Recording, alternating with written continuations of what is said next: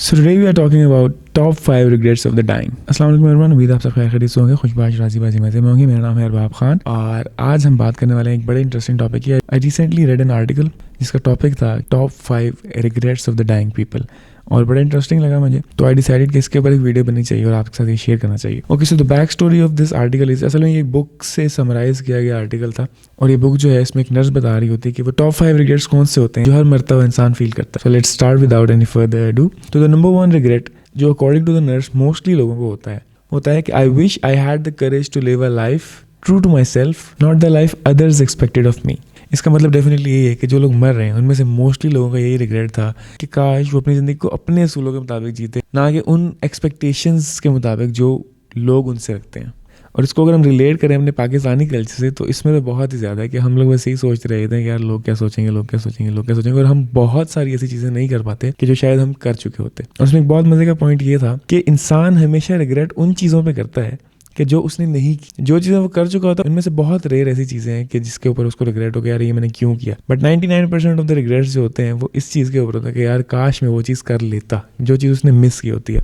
और एक और बहुत इंटरेस्टिंग पॉइंट है कि हम कभी भी किसी की खुशी की रिस्पॉन्सिबिलिटी नहीं ले सकते। हर इंसान जो खुश है वो अपनी मर्जी से खुश है और जो ना खुश है वो भी अपनी मर्जी से ना खुश है। This definitely reflects to the point कि हम किस तरह सोचते हैं, पॉजिटिवली नेगेटिवली। बाज़ लोग नेगेटिव चीज़ों में भी पॉजिटिव पॉइंट ढूंढ रहे होते हैं और बाज़ लोग पॉजिटिव चीज़ों में भी नेगेटिव पॉइंट्स ही ढूंढ रहे होते हैं। दूसरा जो पॉइंट है बहुत एक्साइटिंग था कि I wish I hadn't worked so hard. अब हम सारी ज़िंदगी यार इसी चक्रों में होते हैं। हम जो मोटिवेशन लेते हैं लोगों से, कामयाब लोगों से पूछते हैं, वो यही कहते हैं work hard work hard work hard. लेकिन आई गेस ये वर्क हार्ड उन लोगों के लिए होता है कि जो बिल्कुल ही कुछ नहीं कर रहे होते। अगर एक नॉर्मल इंसान की ज़िंदगी देखी जाए, वो अगर मेहनत कर रहा है तो उसको वर्क हार्ड कह कर मज़ीद वर्क हार्ड अगर वो कर लेना तो मेरे ख्याल से वो एक नेगेटिव पॉइंट है। और यही इस बुक का पार्ट है कि जो लोग एक्सट्रीम हार्ड वर्क करते हैं ना, वो अपने बच्चों का बचपन और अपने पेरेंट्स की कंपेनियनशिप को लूज़ कर देते हैं। वो अपना वो गोल्डन टाइम कि जिसमें उन्होंने यादें बनानी थी उसमें वो काम कर करके निकाल देते हैं। और ये वाला जो रिग्रेट है ये मोस्टली आदमियों की तरफ था, क्योंकि जिस ज़माने में, जिस एरा में ये बुक लिखी गई तब इतना रुझान नहीं था ख़वातीन के काम करने का। लेकिन आई थिंक आजकल के ज़माने में तो शायद ख़वातीन पे भी ये अप्लाई होगा। तीसरा जो पॉइंट है ये बहुत ही डीप है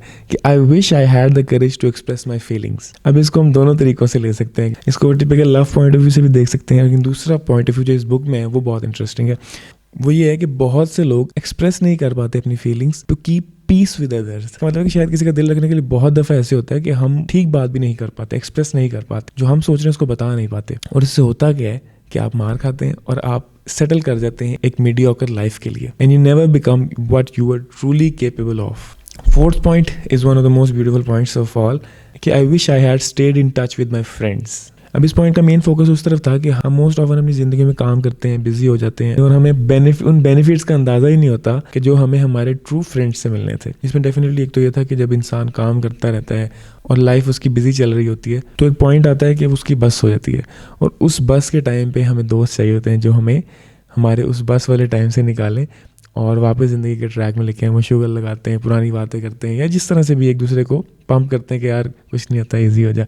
बहुत सारे मरते हुए लोग इस चीज़ का रिग्रेट करते हैं कि यार काश मैंने अपने दोस्तों के साथ और टाइम स्पेंड कर लिया होता और जो टाइम और एफर्ट्स वो लोग डिजर्व करते थे मैं उनको वो देता, लेकिन तब उनके पास टाइम ही नहीं होता इस चीज़ का। अब ये स्टोरी डेफिनेटली एक death bed point of view से है कि जब इंसान मर रहा होता है तो इस चीज़ का रिग्रेट कर रहा होता है, मोस्टली बूढ़े लोग ही होंगे। अच्छा, ये बात है मेरे मुताबिक most important point number 5, I wish I had let myself be happier. Again, this comes to the mindset. काश मैंने फला मौके पर इसको पॉजिटिवली लिया होता तो मैं वो टाइम जो मैंने जेलसी में या जो मैंने गम में गुजार दिया वो खुशी में कन्वर्ट हो सकता था। Happiness is definitely a choice. अच्छा, हमें मोस्टली ऐसे होता है कि हम एक बड़ी खुशी का इंतजार कर रहे होते हैं कि यार कुछ ऐसा हो जाए ज़िंदगी में खुशी आ जाए, लेकिन हम वो छोटी छोटी खुशियाँ जो होती हैं उनको मिस करते जाते हैं। एंड आई पर्सनली थिंक कि वही छोटी खुशियों में जो खुश रहता है ना इंसान, वही ओवरऑल एक हैप्पी इंसान होता है।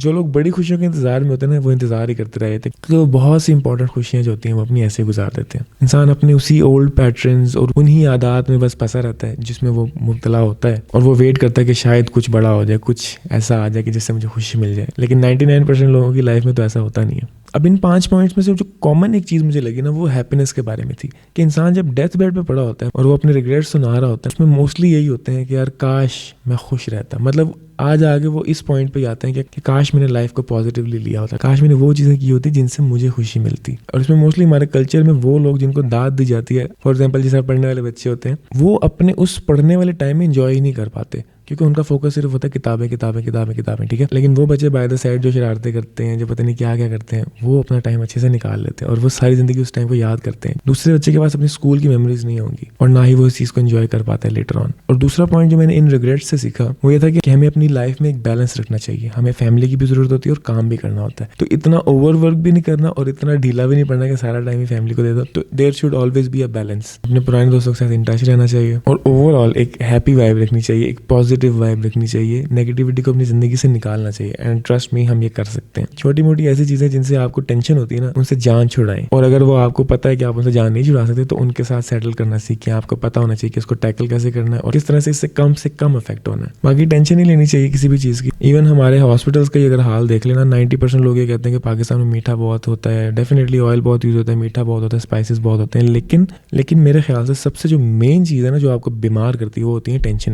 आई हैव सीन पीपल के जो बिल्कुल चिल होते हैं, खाते पीते हैं, ऐश उड़ाते हैं, सब कुछ करते हैं, लेकिन वो कभी बीमार नहीं होते। मरते दम तक वो खाते पीते रहते हैं। लेकिन कुछ लोग होते हैं वो पतले पतले होते हैं, खाते भी कम है, लेकिन उनको पता नहीं कौन कौन सी बीमारी होती है। तो ये टेंशन इसमें बहुत रोल प्ले करती है। लेट मी नो कि आप लोग क्या सोचते हो इस बारे में।